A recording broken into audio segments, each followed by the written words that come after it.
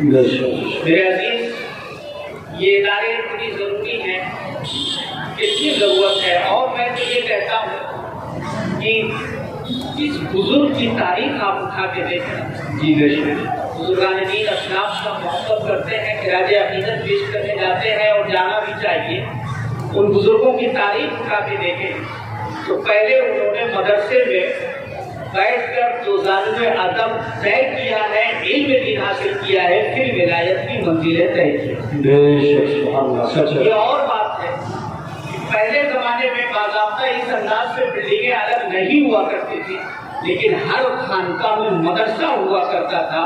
پہلے وہاں علم دین دیا جاتا تھا، پھر اس کے بعد جو ہے ولایت کے درجات کا۔ بے شک، جس بزرگ کی بھی تاریخ آپ اٹھا کے دیکھیں، سردار غریب نواز نے ایک زمانے تک علم دین حاصل کیا ہے، مدینے میں بیٹھ کر علم حدیث حاصل کیا ہے، پھر اس کے بعد حضرت سیدنا عثمان ہارونی رضی اللہ تعالیٰ عنہ کی صحبت میں رہے ہیں، پھر ولایت کی منزلیں طے کی ہیں۔ آپ جس بزرگ کی تاریخ اٹھا کے دیکھیں، حضرت عبدالفتاح کی زندگی دیکھیں، پہلے مدرسے میں داخلہ ہوا ہے، پھر اس کے بعد جو ہے ولایت کی منزلیں سیکھی ہیں۔ حضرت بایزید بستامی کی زندگی دیکھ لیں تو آپ کو معلوم ہوگا کہ پہلے مدرسے میں داخلہ ہوا ہے، پھر اس کے بعد جو ہے ولایت کی منزلیں طے کی ہیں۔ آپ حضرت مخدوم سندھ کی تاریخ دیکھ لیجیے، آپ حافظ ملت کی تاریخ دیکھ لیجیے، مجاہد ملت کی تاریخ دیکھ لیجیے، اعلیٰ حضرت کی تاریخ دیکھ لیجیے۔ سرکار اعلیٰ حضرت نے اپنے والد بزرگوار کی بارگاہ میں بیٹھ کے جو ظالم ادب طے کیا ہے اور علم حاصل کیا ہے، پھر اس کے بعد جو ہے احمد رضا جو ہے اعلیٰ حضرت بنے ہیں۔ پہلے علم دین حاصل کیا ہے، پھر اس کے بعد ولایت کی منزلیں طے کی ہیں۔ یہ شرط ہے کہ وہ ولی ہو ہی نہیں سکتا ہے جو عالم دین نہ ہو۔ عالم ولی ہونے کے لیے عالم دین ہونا شرط ہے، اس لیے پہلے علم دین حاصل کیا ہے، پھر ولایت کی منزلیں طے کی ہے۔ کوئی کہہ سکتا ہے کہ سرکار غوث پاک نے تو ایک نگاہ میں جو ہے کتب بنا دیا تھا، قطب الافلاق بنا دیا تھا۔ تو میرے عزیز دوستوں اور بزرگوں کا یہ کہنا چاہتا ہوں کہ سرکار غوث پاک جس لمحے ان کو اس چور کو قطب بنا رہے تھے، اسی لمحے علم دین بھی حاصل کرا رہے تھے، علم دین بھی عطا کر رہے تھے۔ یہ غوث پاک کی نگاہ کا کرم تھا کہ ایک طرف وہ ولی بن رہے تھے تو ایک طرف عالم دین بن رہے تھے۔ لیکن غوث پاک کی وہ کرامت ہے، لیکن غوث پاک کی عملی زندگی دیکھیے کہ جینا سے جو بغداد گئے ہیں تو وہ رشتہ داری کے لیے نہیں گئے ہیں، تجارت کے لیے نہیں گئے ہیں، نہ کسی کی عیادت کے لیے گئے ہیں۔ اگر گئے ہیں تو وہ علم دین حاصل کرنے کے لیے، علم دین حاصل کرنے کے لیے گئے ہیں۔ جس بزرگ کی تاریخ آپ اٹھا کے دیکھیں گے تو پہلے انہوں نے جو ظالم ادب طے کیا ہے، علم حاصل کیا ہے، اس کے بعد ولایت کی منزلیں طے کی ہیں۔ حضرت قطبالدین بختیار رحمۃ اللہ علیہ جب 4 سال اس مہینے کے ہوئے تو والدہ ماجدہ کو خیال آیا کہ اب بچے کا داخلہ کرا دینا چاہیے۔ پہلے اس طریقے کی بلڈنگ تو نہیں تھی، لیکن درگاہ خانقاہ میں مدرسے ہوا کرتے تھے، وہیں علم دین سکھایا جاتا تھا۔ والد بزرگوار کا انتقال ہو چکا تھا، والدہ نے سوچا کہ چلو حضرت قطبالدین کو لے کے کسی شیخ کے حوالے کر دیا جائے۔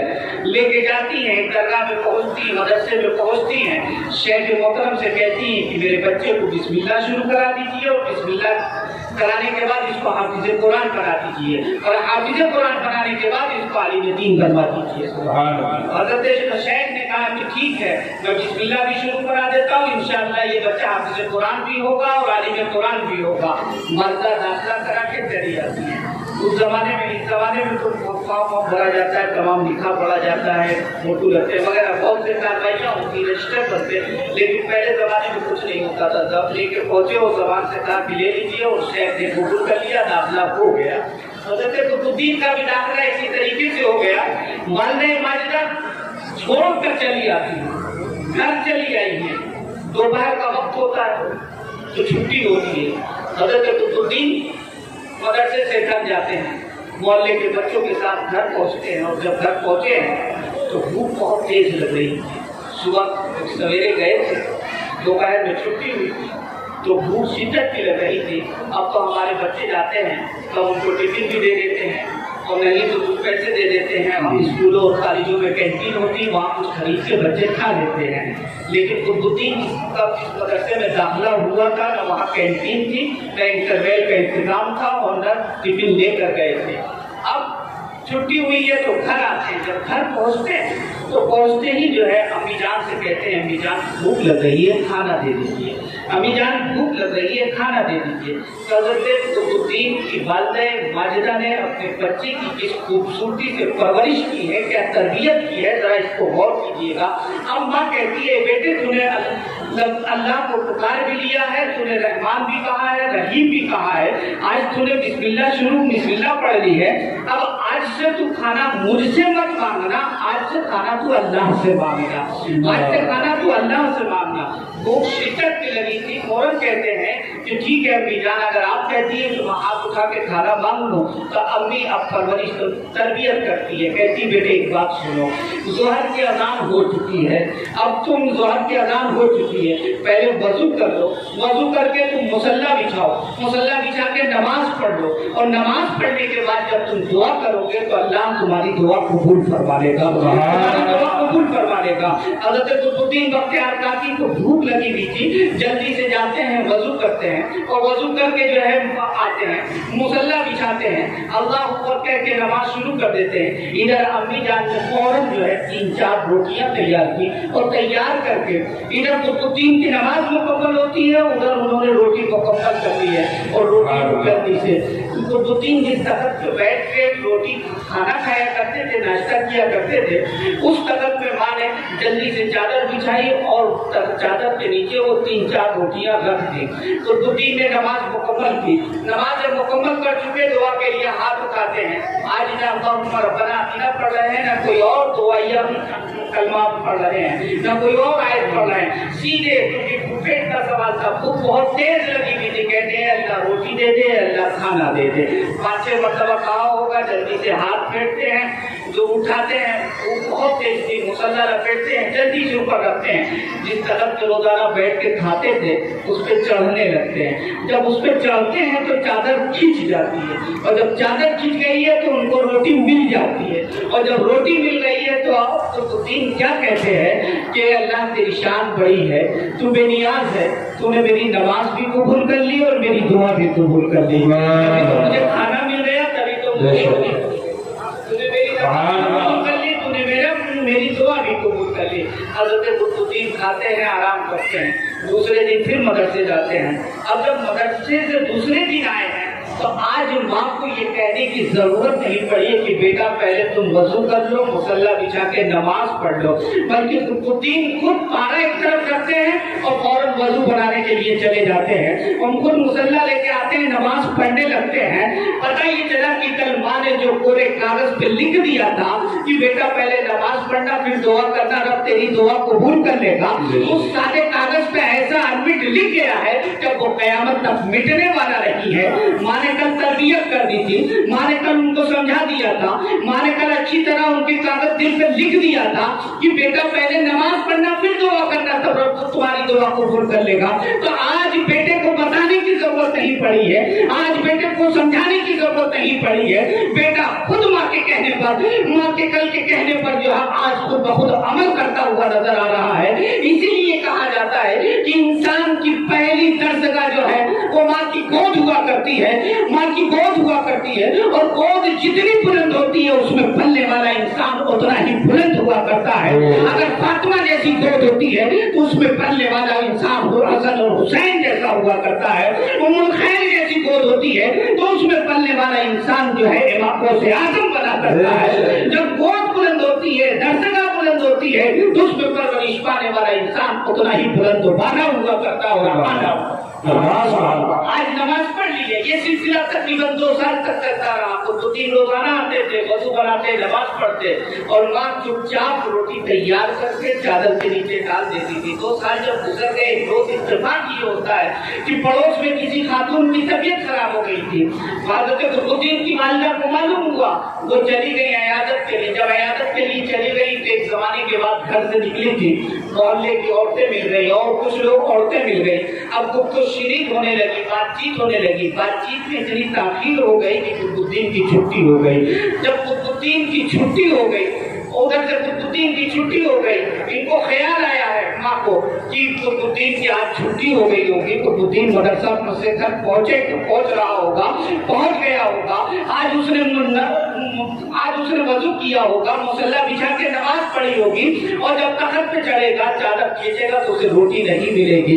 ये सोच कर घबरा जाती है, खड़ी होती है और चादर अपने सर पे डालती है, नकाब में आती है और उस घर से निकलती है, अपने घर की तरफ जा रही है। जाते जाते अपने रब की बारगाह में इल्तिजा करती है, अपने आंचल को फैला के दुआ करती है, ए मेरे परवरदिगार, मेरा काम था कुतुबुद्दीन को मुसल्ले तक पहुंचाना और कुतुबुद्दीन को मुसल्ले पे कायम रखना तेरा काम है। मौला मैंने तो अपना काम कर दिया है, मौला तू अपना काम हिफाजत करना, मौला कुतुबुद्दीन के भरोसे की हिफाजत करना, परवरदिगार आलम कुतुबुद्दीन के एतमाद को बचा ले, कुतुबुद्दीन के भरोसे को बचा ले। मौला एक माँ ने अपनी जबान दी थी कि मौला बेटा तू ऐसा करेगा तो तुझे खाना मिलेगा, एक माँ की इज्जत को भी बचा ले, परवरदिगार आलम माँ की इज्जत भी बचा ले, अपना एतमाद भी बचा ले, अपना भरोसा भी बचा ले। रोती भी जा रही है, आपसे आंसू गिर रहे हैं, रब की बारगाह में इंतजार करती जा रही है और अपने घर की तरफ कदम बढ़ाती जा रही है। घर पहुंचती है, दरवाजा खोलती है और सीधे उस तख्त पे जाती है। देखती क्या है कि हज़रत कुतुबुद्दीन तख्त पे आराम कर रहे हैं, सो रहे हैं। कुतुबुद्दीन को उठाती है, उठा के अपने सीने से माँ लगाती है और माँ कहती है बेटे मुझे माफ कर देना, बेटे मुझे माफ कर देना, आज तुझे भूखा सोना पड़ा है, आज रोटी बगैर खाए सोना पड़ा है, आज तुझे भूखा सोना पड़ गया है। मैं पड़ोस में किसी खातून की इयादत के लिए गई थी, आने में मुझे ताखीर हो गई है, इसलिए तुझे आज भूखा सोना पड़ा है। तब कुतुबुद्दीन कहते हैं कि माँ किस खाने की तू बात कर रही है, ए माँ तू किस भूख की बात कर रही है। तब कुतुबुद्दीन की माँ कहती है कि आज तुझे रोटी नहीं मिली होगी। तब कुतुबुद्दीन कहते हैं ए माँ तेरा बेटा भूखा नहीं सोया है, तेरा बेटा खाना खाकर सोया है, तेरा बेटा रोटी खाकर सोया है। तब माँ कहती है कि बेटे तुझे आज रोटी कहाँ से मिली है। तो कुतुबुद्दीन कहते हैं ए माँ जहाँ से रोजाना रोटी मिला करती थी आज भी वहीं से रोटी मिली है, उसी चादर के नीचे से रोटी मिली है। लेकिन फर्क है कि 2 साल से जो रोटी खा रहा हूँ, 2 साल से जो खाना खा रहा हूँ, उसमें मुझे इतना मजा नहीं आया है जो आज के खाने में मजा आया है, आज की रोटी में मजा आया है, आज की रोटी में मजा आया है। फर्क ये है कि कल माँ अपने हाथ से बना के रोटी खिला रही थी, लेकिन आज माँ की दुआओं के असर की बुनियाद पे रोटी मिली है, इसलिए उसमें आज जो मजा आया है कल से पहले नहीं आया था। तो मेरे अजीज में यह बताना चाह रहा था कि बुजुर्गान दीन की तारीफ उठा के देखिए, उनकी तरक्की को देखिए, उनकी दर्जात को देखिए, उनकी विलायतों को देखिए। उस मंजिल पे पहुंचने के लिए सबसे पहले इल्म दीन हासिल किया है, इल्म दीन से मोहब्बत रखिए, इल्म दीन हासिल कीजिए। और ये वो दीन है, ये वो एक इल्म है जो इंसान को इंसान बनाता है, इंसान को बाअखलाक बना रहा है, इंसान को बाकिरदार बना रहा है, इंसान को बेहतरीन बना रहा है, इंसान को एक अच्छा बना रहा है, इंसान को बुरे इंसान को एक अच्छा इंसान बना दे रहा है। बल्कि ये इल्म दीन एक जहन्नम से निकाल के जन्नत में पहुंचा दे रहा है। ये वो इल्म दीन है। मेरे अजीज दोस्तों और बुजुर्गों, मेरे अजीज इस